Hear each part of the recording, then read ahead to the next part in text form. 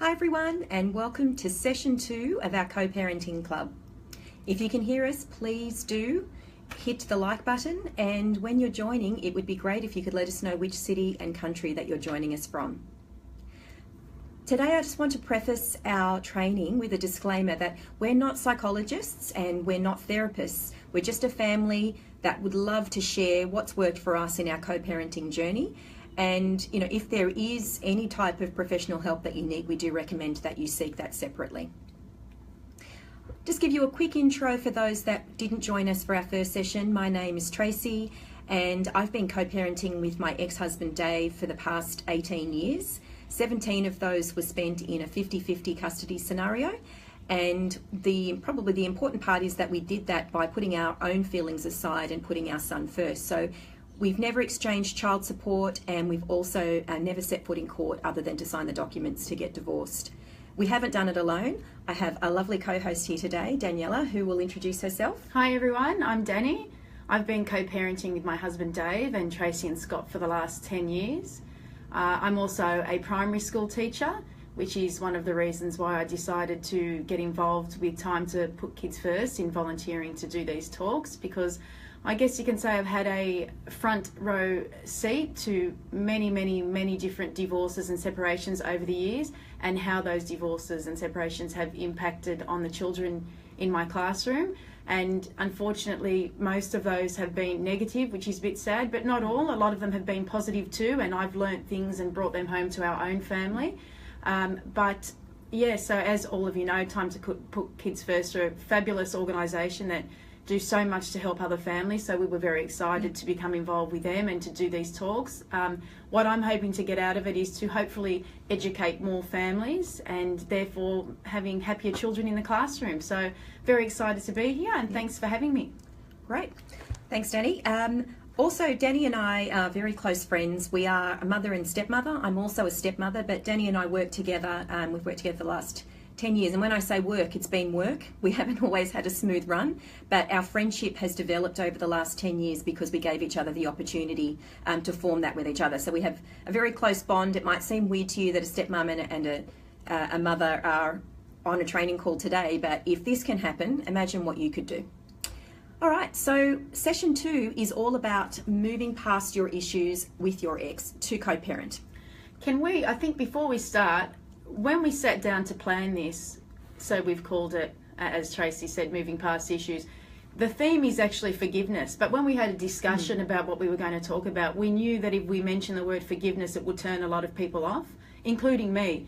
I know when I think about the most traumatic thing that I've ever been through, and when it was suggested to me that I forgive, I was not interested at all. I did not want a piece of it at all.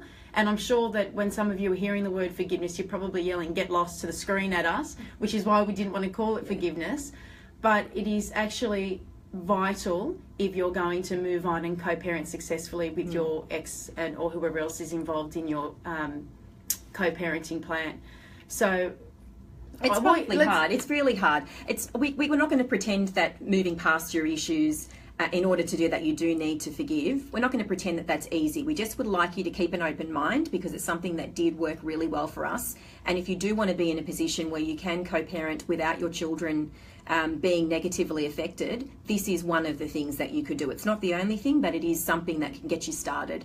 But absolutely not easy, and probably the hardest thing you'll have to do in this whole process. Yeah. Probably the hardest. I think, as with any trauma that you go through or any time that you've been hurt, forgiveness is the hardest thing to do. So can we just ask if you can just hang in there and listen to the whole session and see if we can at least alter your thoughts slightly about forgiveness by the end of the session. So just hang in there. You hear the word forgiveness and it does turn a lot of people off, but I do think a lot of people don't have a great understanding of what forgiveness actually means, which is what Tracey's going to go into with you now. And remember, just in keeping with our theme in our co-parenting club, we're trying to shift from a self-centered point of view to a child-centered point of view. And part of this is working on forgiveness. And this is really going to be essential for your children and for your family for some peace. And for you, more importantly for you. Yeah. And I guess when you think of your ex, some words may come to mind, some F words may come to mind for some of you, but what we want to replace is that old F word with a new F word, and that's forgiveness. Really, it's probably better for us to clarify what forgiveness isn't before we clarify what it is. Yeah, good idea. And I guess it doesn't mean that the person gets away with what they did. It doesn't mean they didn't hurt you, and it doesn't mean that you're over it. It's the complete opposite in most cases. And it doesn't mean that everything that you've been through, I call my issues that I had, my hurts, my stripes, and I feel like I earned them because I hung in there and they happened, and I thought forgiveness meant that I had to let that go and pretend that they didn't happen, but that's not what it is. What it really means is that you're not bound by your ex anymore. You're not allowing those situations and those issues to rule how you behave, not just towards your ex, but in life. So this forgiveness actually enables you to move forward, and then you're free. So it's something that you're doing yourself. You're giving a gift to yourself and to your children by moving forward. It actually has nothing to do with your ex. Now, your ex may not deserve forgiveness, and I don't know what they did. I don't know what you did as well. Like it's a two-way street, but your kids deserve it, and so do you. And that's where we want to start. We want to start with that at that place. So I guess we might talk about now how harbouring resentment can harm your children and what it can do. Not just your children, but especially your children. And I guess that's what we're here to talk about. So I want to use an analogy of a garden. Stick with me on this. I just want you to imagine that your relationship is a garden, and you're trying to grow a flower within this garden. And all of your words and all of the deeds that you do are seeds. And I want you to think about the words and the deeds that you are using and doing, and try to think about whether they're good or they're bad, because we actually have a choice about whether we choose to plant good or we plant bad. Now, if we're planting a lot of bad seeds, they're going to cause weeds. And if anyone knows anything about weeds, if you think about what they do, they entangle themselves around beautiful things like flowers, and they take their life. They spread. They disguise themselves as flowers. Sometimes dandelions disguise themselves as flowers. It doesn't matter what they look like, and it doesn't matter what their intention is. They're still weeds. And when we speak badly about our ex and we hold on to issues and we allow our children to hear all of those things, those words and those seeds become weeds in their lives, and it strangles them, and it doesn't enable them to grow in a healthy garden. So maybe we'll focus now, Dani, on what some of those weeds could be. So those weeds could be, I think really for most of us, the weeds would really be the things that we hold on to, how that other person has hurt us, has probably it would be the thing that we hold on to most. So maybe if someone's had an affair, if someone's withheld visitation, focusing on that person's negative traits, what they do wrong. They would be the things that really think about the things that would hurt you most, and focusing on those things or the negatives about that person. They would be the weeds that you might be focusing on. Yeah, so have a think about what they are, and then perhaps write them down somewhere, either now or later.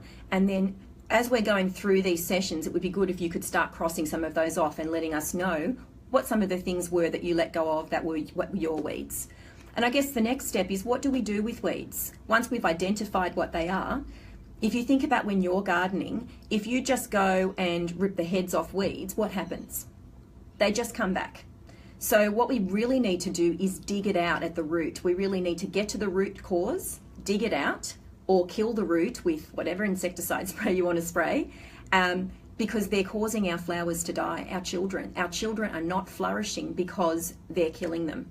So we want to plant good seeds, we want to nurture those, and then we want to water them and give them some sun, because our kids then get the opportunity to grow into beautiful flowers. So to plant them, we're using good words. We're not dwelling on the past, we're moving forward. To nurture them, we want to protect it. We don't want to do it one day and then the next day go back to being really nasty. And that means saying, a lot of things. You might think that your ex is the only person that is sowing negative seeds, but if we all look inward, we're all doing it. Every time we say something nasty about something nasty that our ex did, we're sowing a bad seed. And if our children heard it, or if our children are aware of what we're saying, it gets even worse. So really what we want to do is nurture them, water them, give them sun, give them a chance to grow, and let those weeds take over the garden, because and let the flowers then take over the garden, because currently the weeds may be. And I think if we can practice this skill, it's not only going to help you with this situation, it's going to help you with a lot of things that come up in life and a lot of past experiences. Yeah. It's a good skill to practice. And I think also if you are co-parenting, it's not just you're going to have to forgive once, you have to continue to forgive. Let me tell you, Trace still does things that annoy me. And I'm sure, and I know I do things that annoy her all the time. Yeah. And we can't just wake up in the morning and write each other off, because I'll still see her at soccer, I'll still see her at Josh's school events, I'll still see her at all the important occasions for Josh. And I don't want those occasions to be uncomfortable for Josh. Yeah. I want to be there. Trace wants to be there. Our husbands want to be there. And we don't want it to be a negative experience for Josh. So the way I see it, you really have to forgive to move on for yourself. Yeah. So that you can let go of all the negativity and move on yourself, because otherwise I think you drive yourself insane if you really spend all your time focusing on the negative. Some of us, we just don't have a choice. We have to forgive to move on for ourselves, so that we can be those things for our children, and so that they're not uncomfortable for our children. So yes, you forgive once. You are not going to only have to forgive once, I can guarantee you that. You will still, the reason you got, there's reasons why you split in the first place, and those reasons will continue to raise their ugly heads, I think, several times. And we all have disagreements many times, but you just have to move forward. You have to find a way to move forward, let it go, concentrate on growing the flowers, and keep going. And also too, I think a lot of you might be thinking now, my ex doesn't plant good seeds, why should I? Why am I the only one that's going to do this? But it's even more important in that situation if you have a very volatile ex or someone that is planting really negative seeds that you sow well for your children. If you both poison, the kids don't have any chance. If you're both creating weeds for your children, they've got no chance. But if you've got a 50-50 scenario where you're planting beautiful seeds and the ex is not planting great seeds, your kids can still flourish in that garden. I mean, gardens can still grow with some weeds. They just can't grow where there's 100% of the weeds. So in that situation, it's even more important for you to sow good words and good things. Maybe from a practical side, Dan, we can maybe think of some ways that people can start digging up their weeds. What would they do in that situation? I think the best thing to do is have a look at your thoughts. Like Trace said before, if you write down what are your weeds, what are you thinking? So the best thing to do is what are your thoughts, and work with those. So the best thing about thoughts is we can change them. We learn to think that way in the first place. So the fabulous thing is you can learn to change the way that you think. But you have to, in the beginning, I think it's an effort to really catch yourself out, see what your thoughts are, and really work with yourself to change those thoughts. So if we do a couple of examples, we wrote down a couple of examples. But it's good to, while we're doing this, think about what your thoughts are and think about how you could change yours. So we've got one here, I can't forgive him for what he's done to our family. We've come across, we chose this one because of a mutual friend that we came across whose partner had an affair, and she wasn't willing to let go of that affair because she really felt like he's done this to us, he's destroyed our family. So that's why we chose that one. And so we thought possibly to change that to, he definitely could have handled the problems in our relationship better, but I have to remember that the affair does not diminish the love he has for our children. So have a look at your thought and see how you can possibly turn it around to becoming more of a positive thought towards your ex. Yeah. Do you want to do the next one? Yeah, the next one would be, like, it's hard to forgive her because of the way that she treated me in the past. If you're having, issues with your ex right now and you keep focusing on the past, it's going to be hard for you to move forward into your future. So a different way of thinking about that or expressing that would be, the way that she expressed her anger towards me was unacceptable. But if she's willing to try, my children are worth the effort. So that removes the focus from being about the past and the hurt to your children being worth the effort in you moving forward and forgiving.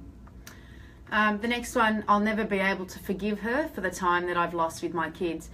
This is a really hard one. I would say the hardest of all the people that we speak to. And I really, my heart bleeds for some of the situations that some people are in. But again, it's just, I know this is the hardest thing to forgive, but if we can have a look and see if we can change it to, staying angry won't change the past. And although what she has done is wrong, I'm allowing myself to let go and move forward from this so that my future relationship with my kids won't be affected. And actually that answer we were on one of the sites chatting last week, and there was this amazing father who had been in the situation where visitation was withheld, and that's exactly what he did. And we were just amazed. I thought, what an amazing man to be able to do that, because that would have to be one of the hardest things to do, to be able to turn something like that into a positive thought. And that's really where we got our inspiration for that answer, was a father that has done that and is continuing to do that, which was amazing, wasn't it? Yeah. Another one, how can I forgive him for putting his addiction in front of our children? And this is really tough as well. But a new thought for that could be, that you would need to practice, is, although he's caused our children tremendous pain, I understand that addiction is an illness and he needs my support to be healthy for our children. No one could ever replace him in their lives. And that's removing it back to the importance of a father in a children's lives, and it's removing it away from the pain that person has potentially caused, so that you can move forward with your forgiveness. And changing these thoughts, I really want you to understand, it does not diminish what you have been through. We're not saying the other person is right, and not trying to in any way diminish how huge this is for so many people, but you have to find a way to move forward for your kids. You have to. Staying angry and tit for tat and arguing back and forth is only going to affect your children more. So in trying to change these thoughts, it's not giving the other person a free pass. It really is for you and for your kids to move forward. So it's not easy. It absolutely is not easy, and we're not suggesting that it's easy. My goodness, trying to change your thoughts, especially when you've been thinking a certain way for a long time, is very challenging, but also essential if you're going to be able to move forward and move past this for your kids. So it's absolutely not easy. And again, I know this is a very controversial thing to discuss, because a lot of people are not in the right headspace, or not ready to forgive and not ready to move on. But it is a very important part of co-parenting. If you want to co-parent, this will need to be part of your journey as well. Maybe we'll focus on the last one. All she wants is child support. We didn't have a child support scenario in our situation, and it solved a lot of issues for us because we never had to argue about money. But for most people, it's required, and for most people, there is no choice. So in this situation, maybe you could turn all she wants is child support around to, yes, this hurts me. Yes, I'm really struggling, but it has nothing to do with my children. So in the time that I have them, I'm going to focus on what I can give. And right now, that is a whole lot of love, and that's more important. So that doesn't mean that the problem doesn't exist. It doesn't mean that you're not struggling. It doesn't mean that it's the right thing to do, but it does mean that you're choosing to move forward and focus on what's important, and that is the love that you can give your children, because that is something that your ex can never take from you. They can never rob your children of that. Even if you think that they are, your love is in here. It's protected. And I think something else that helped us, which we both practice, is if you can pick some kind of thought that you can repeat to yourself whenever, because it's still challenging. Even now, it's still challenging. So what I do, and I know Trace does too, because we've discussed it, is pick something to focus on. So in the times that I find it very hard to forgive and move forward, like in this instance, I would say forgiveness is going to free me and my children. So not just Josh, also my children that I have that are Josh's sisters.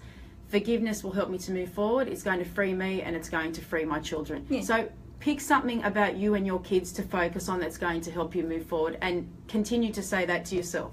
And also, you can find a reason to forgive that's greater than your hurt and anger. Dave and I chose Josh, and he's been 100% worth it, and your kids are worth it. So if you focus on something that really will help you to forgive, usually it's going to be your children. Once you've decided to do that, you can then move forward. And then the important thing to do after that is to protect your peace. Don't rehash, just keep moving forward. You'll be really, really tempted to go back. Every time they do something wrong, you'll be tempted to go back and think about all of the other things that they did wrong. We want you to protect your peace, because that's going to be something that you'll take forward in your children's lives as well, and for the rest of their lives. We want to just maybe answer a couple of questions from last week as well that seem to keep coming up a lot for a lot of people. We have answered a lot on the actual Facebook Live page, if you want to refer to that. There are some that the Time to Put Kids First team will be answering directly, because they required more specific help and more professional help. So please do get in touch with them. But one was that I thought was particularly interesting was parallel parenting. If you can't get to the stage where you can co-parent in the same way that we are. Obviously, it takes a long time to be able to get to this stage. We've been doing it for 18 years. You can parallel parent. It is a form of co-parenting. It's just a different way that you communicate. So you may not have a chat like Dani and I do, or Dave and I do, or my husband and I do, but you can still co-parent because you're still involved in your children's life. You might have a third party that communicates for you, or it might be in the form of letters, or it might be in the form of an SMS. But it is still part of co-parenting. It is a place that you can start if you can't get to the place that we are straight away. And also, don't forget, we're 20 years down the track. So for us to talk about forgiveness and all of these things is much easier because we are 20 years down the track. And it takes time. It's a process. Forgiving and moving on is not something that's going to happen overnight. It's a process that does take time. But 20 years on, it was the greatest decision I know that Dave has ever made, and also yourself. Yeah, absolutely. And look, I think if you're in a situation where you're thinking, my ex won't try, conflicts can't exist where there is no participation. They can fight all they like and they can do all of the things that they want, but unless you participate, it's not going to turn into a fight. So don't engage. You actually have a choice. Set an example for your kids that they don't have to engage every time someone provokes them as well. I mean, what do we say to our kids when they're fighting? When they come to us saying that he hit me first, do we say, well, yes, you should belt him back? No. We say, rise above it, be the responsible one and set the example. And that's what we need to be doing when we're co-parenting, even if the ex is not going to participate. Dan, I just wanted to touch on one. We had some questions about how to help your kids. We had a couple of questions about how to help children through, when a family's going through a separation or divorce. And so I would say the best thing to do is to seek professional help and refer the children to a counsellor who they'll be able to give your children coping strategies to move forward and to just to deal with the situation. Something I do in the classroom that I find that really, really helps with kids is I give the kids a journal, and the journal is a private journal, meaning that nobody else reads it other than me and their parents. So give your kids a journal, but don't abuse their trust. Tell them that the journal is there as a form of communication, that you will be reading it. Don't read it behind their back. And what the journal does is, I ask my kids all the time in the classroom, hands up who feels comfortable talking to their parents about, whatever. And in most cases, 90% of kids, you probably remember yourself from when you're a kid, they don't feel comfortable talking to their parents. So sometimes kids find it easier to write something down than they do to say something to a parent's face. So it's a really good way to keep open communication with your kids about how they're going, how they're coping. And so let them write in it daily, writing down their feelings or, just how they're going with everything. Sometimes I might give them a topic. So I might write, I wish my parents knew, and that's the heading, and they have to write under that. Or I'm feeling happy about, or this hurts me, and I give them a topic to write about. So it's just a way for kids to communicate and to get everything off their chest and write things down, and a way for you also to keep in touch with how they're going and how they're coping. But again, I have to say the counsellor is definitely the number one thing to do, because I think children do need somebody to talk to that is outside the family, where they don't have to feel guilty or worry they're going to hurt somebody. So definitely the counselling, and I find the journal also helps. That would be my two top tips. Great, that's wonderful. And I know that Josh used those, even though we've had a really good situation. Josh really enjoyed writing in his journal, and really was able to express himself in a way where he didn't offend either parent as well. And then it also opens up the conversation. So if we'd flipped through Josh's journal and could see that there was something that was on his mind, then it also opens the conversation, the dialogue for us to say, okay, let's talk about that. And then talking about it in a way that is not judging the child's feelings, just allowing them to express how they feel and to support them. So really give that a go.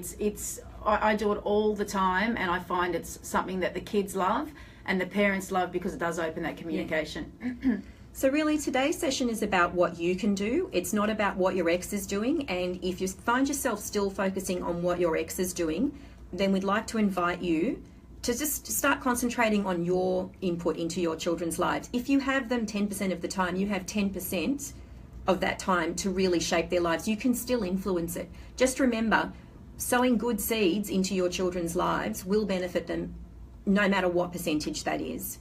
we're going to end there today. We will be answering questions on the Facebook Live feed as well. So if we haven't gotten to it or answered it this week, we will do it next week.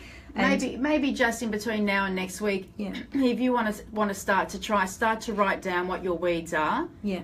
And see how you can transfer the thought from being self-centered to child-centered. And if you want, write some of those thoughts down, and Trace and I can work with you to see how we can change those thoughts. All right. Thanks, everyone. Thanks, everyone. Have See you later. Bye-bye.